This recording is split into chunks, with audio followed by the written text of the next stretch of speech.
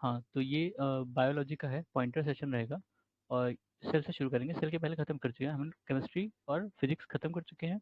Bio कर रहे हैं, बायो में भी कुछ पोर्शन कर दिए थे, ठीक है, नोमेनक्लेचर वगैरह जो थे वो सब खत्म कर चुके हैं, और इसमें सेल से शुरू करना है आज, ठीक है। तो सेल के बारे में हम देखेंगे कि क्या क्या क्वेश्चंस आए हैं, और ये लीनियर फॉर्म में रहता है। लीनियर फॉर्म में मतलब कि जो क्वेश्चन है उसके सिर्फ आंसर दिए हैं, इसमें एक्सप्लेनेशन नहीं होता है। पॉइंटर फॉर्म में है, ठीक है, कि कोई क्वेश्चन होगा उसका आंसर होगा, कोई एक्सप्लेनेशन नहीं होगा पॉइंटर में, क्योंकि एक्सप्लेनेशन इसका जो है वो जो इनकी प्रीव्यू की बुक आती है उसमें रहता है, ठीक है, पर इसमें सिर्फ क्वेश्चन और उसके आंसर ऐसे सोल्यूशन है, ठीक है। तो सेल से रिलेटेड क्वेश्चन नहीं है। Organelle in the cell other than nucleus which contains DNA, mitochondria, ठीक है। माइटोकॉन्ड्रिया को शायद पावर हाउस भी कहते हैं, ठीक है, चलो देखते हैं। माइटोकॉन्ड्रियन और ट्रू स्टेटमेंट, अच्छा कई सारे स्टेटमेंट रहेंगे, उसमें से ट्रू कौन सा था। Viroids consist of single standard RNA molecules. Viroid ये शायद वायरस से रिलेटेड होते हैं, ठीक है, viroids. Correct statement regarding the general difference between plant and animal cells are, ये यूपीएससी का क्वेश्चन था, आपको याद होगा 2020 में आया था शायद, ठीक है। Plant cells have cellulose cell walls while animal cell don't, ठीक है। जो प्लांट सेल होते हैं उसमें सेलुलोज सेल वॉल होती है, मतलब सेल जो होती है उसमें सेलुलोज की वॉल होगी, लेकिन ये एनिमल सेल में नहीं होता। Mature plant cell have one large vacuole while animal cell have many small vacuoles, ठीक है। जो मेच्योर प्लांट सेल होते हैं उसमें एक बड़ी सी वैक्यूल होगी, और जो प्लांट सेल होती हैं उसमें कई सारी छोटी छोटी वैक्यूल्स होंगी, ठीक है, ठीक है। The plant cell differ from animal cell on the basis of cell wall, ठीक है, ये दूसरा क्वेश्चन है। It is not found in animal cell, cell wall, cell wall और सेलुलोज ये एनिमल सेल में नहीं होता, ठीक है। ये डिफरेंस अगर आपने बायो पढ़ी है 10th वगैरह की तो उसमें मिल जाएगा, उसकी ही क्वेश्चन नहीं है, ठीक है। Plant cell, animal cell, part of animal cell which is called power house बताया था, माइटोकॉन्ड्रिया, ठीक है, mitochondria. Plasma membrane is build up of protein and lipid, ठीक है, प्रोटीन एंड लिपिड। फिर the cell organelle which play the most significant role in protein synthesis, endoplasmic reticulum और ribosome, ये दो चीजें हैं, सेल ऑर्गेनल हैं जो प्रोटीन सिंथेसिस में मदद करती हैं, एंडोप्लाज्मिक रेटिकुलम और राइबोसोम, ठीक है। Cellular and molecular control of program cell death, ये कहते हैं एपोप्टोसिस, एपोप्टोसिस मतलब सेलुलर और मॉलिक्यूलर कंट्रोल है। जो सेल्स होती है ना, हम कहते हैं ना कि हमारी सेल्स बनती हैं और मरती हैं, ठीक है, तो उनका बनने और मरने का प्रोसेस भी कंट्रोल किया जाता है। जब यही प्रोसेस जो है वो अनकंट्रोल हो जाता है तो वो कैंसर बनता है, ठीक है, कैंसर बनता है वही जाके। तो जब तक कंट्रोल में है तब तक कोई दिक्कत नहीं, सेल बनेंगी और मरेंगी, और वही आपको यंग रखती है। और जब ये प्रोसेस थोड़ी धीमी हो जाती है, बनने और मरने की प्रक्रिया, तो आपको बुढ़ापा आता है, ठीक है, एजिंग में, एजिंग होने लगती है, ठीक है। जैसे जैसे लोग जो बूढ़े होते हैं उनमें जो सेल बनने और मरने की प्रक्रिया है वो थोड़ी धीमे धीमे पड़ जाती है, ठीक है। In terms of generate, in terms of that generate the maximum number of ATP atom in our system, Krebs cycle. अब ये बायो का क्वेश्चन है, मेरे ख्याल से ये टेंथ क्लास में आपने पढ़ा होगा क्रेब्स साइकिल वगैरह, ठीक है। फिर हेरिडिटी से related, scientist known as father of modern genetics, Gregor John Mendel, ठीक है, ग्रेगर जॉन मेंडल का अपने बारे में पढ़ा होगा, उन्होंने पी पर एक्सपेरिमेंट किया था ना, मटर के दानों पर एक्सपेरिमेंट किया था, ठीक है। तो उन्हीं को ही मॉडर्न जेनेटिक्स का फादर कहा जाता है, जनक, ठीक है। The classical Mendel's work on his laws of inheritance, inheritance पर जो लॉज उन्होंने बनाए थे वो गार्डन पी, देखा, मटर के दानों पर, ठीक है, मटर के दाने पर। फिर Mendel, Mendel principle of inheritance is based on sexual reproduction, ठीक है।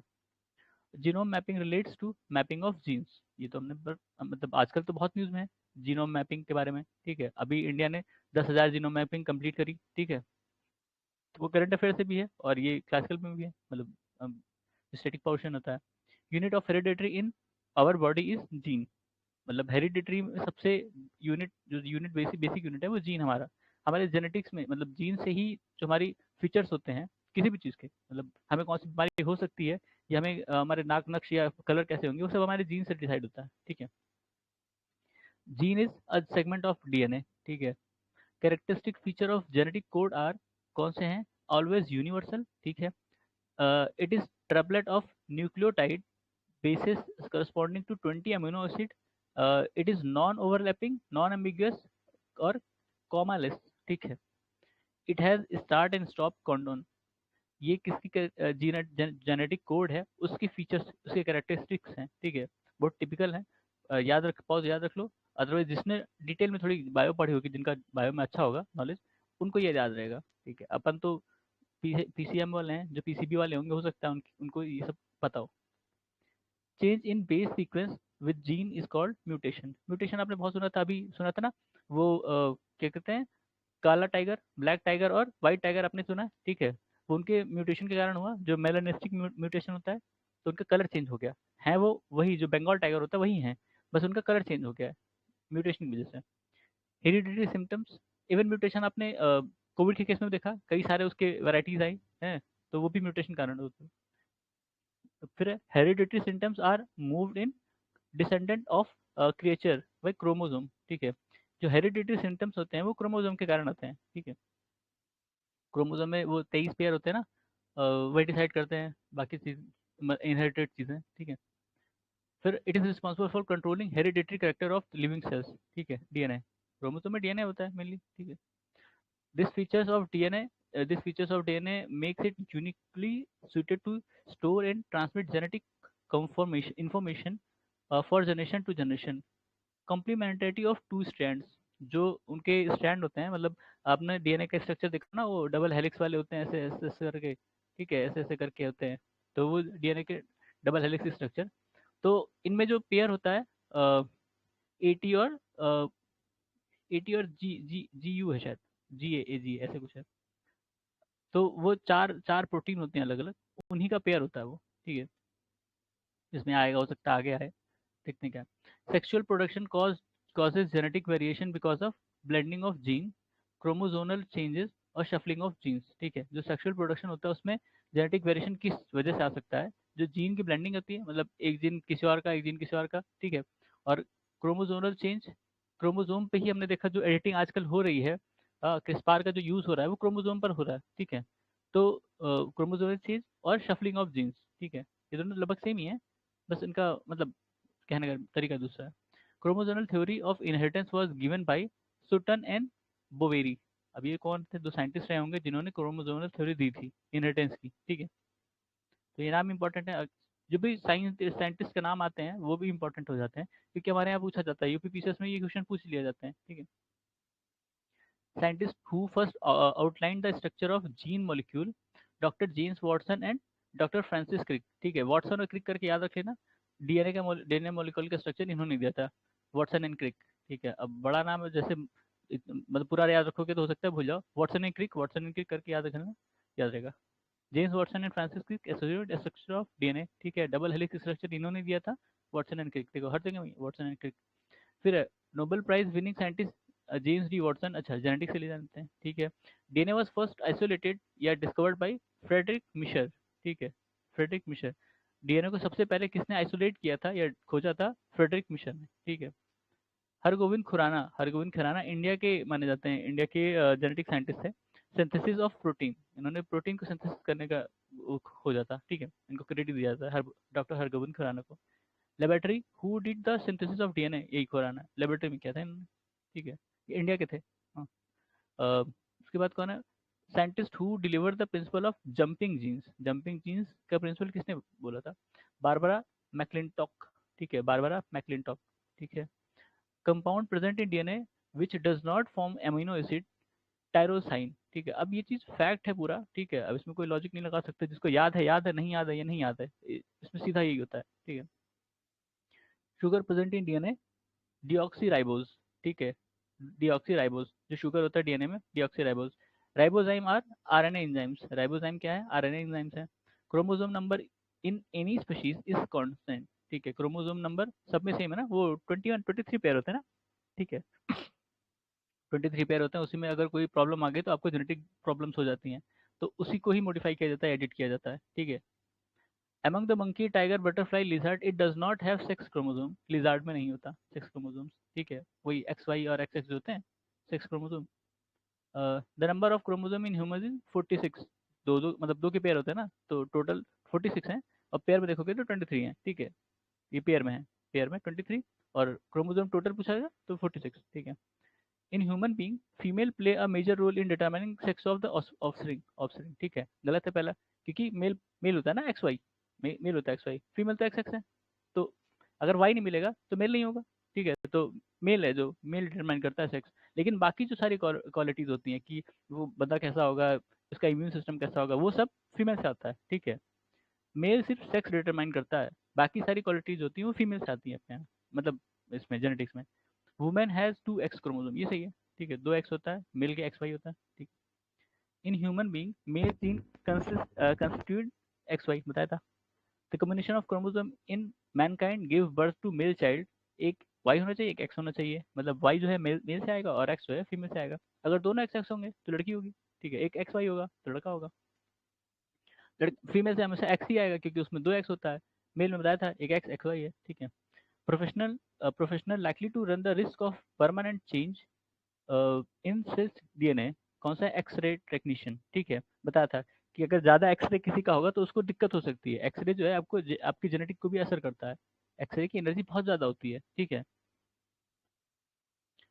फिर बायो फर्टिलाइजर के ऊपर क्वेश्चन है, ठीक है। Bio fertiliser among the azolla blue green algae alpha alpha rhizobium, these used as biofertilizer, azolla blue green algae rhizobium, मतलब azolla, blue grain Elby और राइजोबियम, सिर्फ अल्फा अल्फा नहीं होता, ठीक है। अल्फा अल्फा किसी और चीज़ के लिए काम होता है, शायद ये ग्रास या कुछ है, और ये कैंसर के ट्रीटमेंट में भी काम आया था, या ऐसा कुछ था, देखते हैं भी शायद हो इसमें। अमंग द नोस्टोक अनाबाइना और Azotobacter mycorrhiza, it is not a nitrogen fixation organism, mycorrhiza, ठीक है, माइकोरिजिया नहीं है, बाकी सारे नाइट्रोजन फिक्सिंग ऑर्गेनिज्म हैं। नाइट्रोजन फिक्सिंग ऑर्गेनिज्म क्या करते हैं, ठीक है, जैसे मान लो प्लांट है ये, ठीक है, प्लांट है, इसकी रूट्स है, ठीक है, इसकी रूट्स हैं। प्लांट को नाइट्रोजन की जरूरत पड़ती है, हवा से डायरेक्टली नहीं ले नहीं पाता ये, ठीक है, नाइट्रोजन, लेकिन नाइट्रोजन की जरूरत पड़ती है भाई उनको ग्रोथ करने के लिए। तो कुछ यही जो माइक्रोब्स होते हैं ये उसके रूट्स पे होते हैं, ये उसके रूट्स पे माइक्रोब्स चिपक जाते हैं, और ये जो है एटमॉस्फेरिक हाइड्रोजन सो नाइट्रोजन को फिक्स करने में मदद करते हैं, वो उसके लिए फिक्स करते हैं, किसके लिए, प्लांट के लिए, ठीक है। तो ये जो है नोस्टॉक, अनाबीना और एजोटोबैक्टर, ये जो है नाइट्रोजन फिक्सेशन में काम आते हैं प्लांट के लिए, ठीक है। Among yeast Chlorella Azolla mould a source of biofertiliser, कौन सा है, एजोला, ठीक है, Azolla as a bio fertiliser है, ठीक है। यहाँ भी हमने देखा था bio fertiliser Azolla, blue green algae और राइजोबियम, ठीक है, ठीक है। Bio fertiliser use as supplementary food for the cattle, specially for milking bovines, Azolla, ठीक है। बायो फर्टिलाइजर यूज किया जाता है जो मिल्किंग बॉइंस मतलब कैटल्स जो होते हैं आपके, गाय भैंस वगैरह, ठीक है, जिनसे दूध निकालते हैं, मिल्किंग बॉय, ठीक है। Nitrogen fixing bacteria make combination of with the cells of roots of pulses, जो पल्सेस होती हैं दाल वगैरह जो, ठीक है, उनमें काम आता है, उनको ज़्यादा जरूरत पड़ती है नाइट्रोजन की, तो उनमें ये नाइट्रोजन फिक्सिंग बैक्टीरिया जो है, ये फिक्सिंग बैक्टीरिया जो है वो काम आते हैं। फिर करेक्टली मैच पेयर करना है, अलग अलग दिए हैं उनको क्या पर्पस है, ठीक है। Blue green algae bio fertiliser है, और क्रायोसोपा माहो कंट्रोल, माहो पता नहीं, माहो हु का कुछ कीड़ा बड़ा होगा, ये हो सकता है। फिर बायो 902 वैरायटी ऑफ मस्टर्ड है। एजोटोबैक्टर नाइट्रोजन फिक्सेशन हमने देखा था अभी, ठीक है, नाइट्रोजन फिक्सेशन में कौन कौन है भाई, ठीक है, यही तो था। नोस्टोक एनाबैक्टर एस्टोबैक्टर, ठीक है, एस्टोबैक्टर यहाँ भी आया, तो नाम ये याद रखते चलना, ये चाहो तो लिख लो, ठीक है। नाइट्रोजन फिक्सिंग प्लांट कौन कौन से हैं, अल्फा अल्फा चिकपी क्लोवर, ठीक है, अल्फा अल्फा chickpea clover nitrogen fixing plant, ठीक है। फिर it is associated with biological nitrogen fixing blue green algae, अब उसमें कई सारे रहेंगे, उसमें से एक ये blue green algae. Blue green algae are chiefly used for bio fertiliser in crop of paddy, ठीक है। aquatic plant commonly used as biofertilizer in the waterlogged rice, azolla, ठीक है, एक्वेटिक प्लांट है जो बायो फर्टिलाइजर की तरह काम आता है, किसमें, राइस फील्ड में। तीनों चीज़ इंपॉर्टेंट है कि बायो फर्टिलाइजर है, राइस फील्ड में काम आता है, और एक्वेटिक प्लांट है एजोला, ठीक है। फिर नाइट्रोजन फिक्सिंग एजेंट और क्रॉप कौन कौन से हैं भाई, blue green algae paddy, Rhizobium leguminosarum pea, Azotobacter wheat, अच्छा मतलब किस क्रॉप में काम आते हैं वो पर्टिकुलर दिया हुआ है, ठीक है, नाइट्रोजन फिक्सिंग एजेंट है और ये क्रॉप है, पर्टिकुलर क्रॉप है, तो जो ब्लू ग्रीन एल्गी है वो पैडी में काम आता है, राइजोबियम लेग्यूमिनिसेरम ये पी में है, एजोटोबैक्टर वीट में है, ठीक है।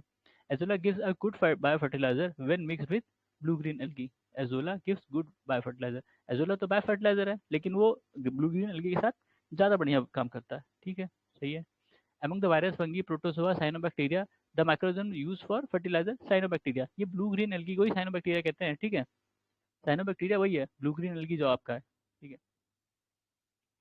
among the rhizobium blue green algae azolla vascular arbuscular mycorrhiza and phosphatic biofertiliser is, इसमें से कौन सा फॉस्फेटिक बायोफर्टिलाइजर है? ठीक है, वेस्कुलर, आर्बस्कुलर, माइक्रोरिजिया। अच्छा, एक ही नाम है ये, वेस्कुलर, आर्बस्कुलर और माइक्रोरिजिया, मतलब ये एक ही नाम है तीनों।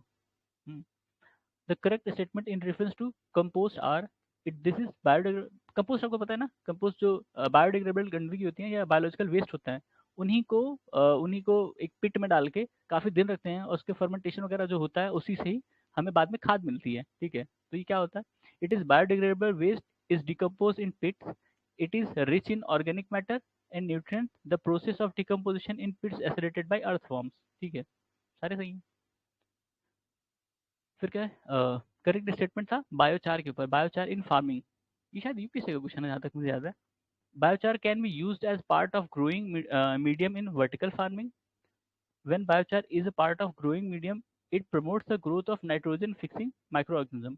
When biochar is part of growing medium, it enables growing medium to retain water for longer time. अच्छा, बायोचार का पर्पस बताया कि क्या उसकी काबिलियत है कि उसको यूज करते हैं।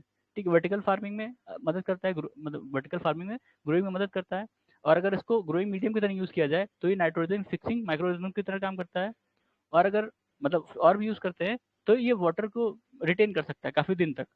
ठीक है, तो अगर वाटर को रिटेन कर सकता है तो कहाँ पे काम आएगा? जो एरिड रीजन है ना, एरिड रीजन में काम पड़ेगा। ठीक है, the capability of nitrogen use efficiency can be increased in crop production by use of split application, use of nitrogen inhibitor, using the slow release of nitrogen fertilizers। ठीक है, इसीलिए वो यूज होता था नीम कोटेड यूरिया, शायद इसीलिए use होता था। ठीक है, slow release of nitrogen fertiliser. ठीक है, use of split application, use of nitrogen inhibitors. ठीक है, अगर बताया कि नाइट्रोजन की एफिशिएंसी बढ़ानी हो तो क्या कर सकते हैं, ये सारी प्रोसेस है। Among the gram pea bean paddy plant, it is not helpful in nitrogen fixing. कौन है भाई? पैडी। ठीक है, ये उसमें हेल्पफुल नहीं है नाइट्रोजन फिक्सिंग में। इसका मतलब क्या, अपोजिट भी देख लो, ग्राम पी बीन, ये मदद करती हैं नाइट्रोजन फिक्सेशन में। ठीक है, ग्राम पी और बीन। फिर bacteria which is responsible for nitrogen fixation in soybean, जो बैक्टीरिया सोयाबीन में मदद करता है नाइट्रोजन फिक्सेशन में, वो कौन सा है? Rhizobium japonicum, japonicum, japonicum. ठीक है, राइजोबियम जेपोनिकम। अब ये सब टिपिकल नाम है, याद है तो अच्छी बात है, अदरवाइज वहाँ पे कंफ्यूज हो सकते हैं, क्योंकि कई सारे नाम आपको मिले हैं। ठीक है, कई सारे नाम मिले हैं और कई सारे सिमिलरिटी भी है, राइजोबियम राइजोबियम करके। ठीक है, तो पर्टिकुलरली याद रहे तो अच्छा है, या अलग से लिख लो उसको, रटो रहो बाद में। Leghaemoglobin is found, leghaemoglobin किसमें मिलता है? Legume root nodule. ठीक है, लेग्यूम रूट नोड्यूल। ठीक है, human anatomy and physiology, skeleton और मसल के ऊपर क्वेश्चन है इसमें। ठीक है, इसको बाद में शुरू करेंगे, अभी यही देख लेते प्लांट तक, फिर इसको हम एक साथ शुरू करेंगे ह्यूमन एनाटॉमी वाला। ठीक है, धन्यवाद।